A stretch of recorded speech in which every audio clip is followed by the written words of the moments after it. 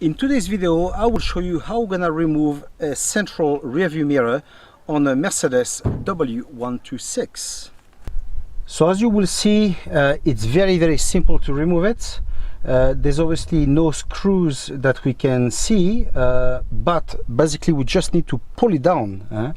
So what we do, we just don't pull it by the mirror because we might just break it, but if we pull it via this and yank it, it'll come out. So I'll show you. I'll grab it by behind. There we go. See? Very easy. So I show you how it is, how it's made exactly, and we can see here we've got a spring, and on each side we've got two little pins. So the spring push those little pins, and when we want to push it in or out, that pin goes in and can liberate the mirror. Okay, so it's a very simple but effective system. Now to put it back, it's basically just the same.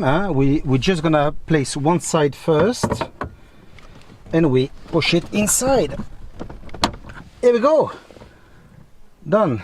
You see, as you have seen it, it's very easy and takes only a few seconds. Okay, so I hope that this will be useful to you, and we will see each other in the next video.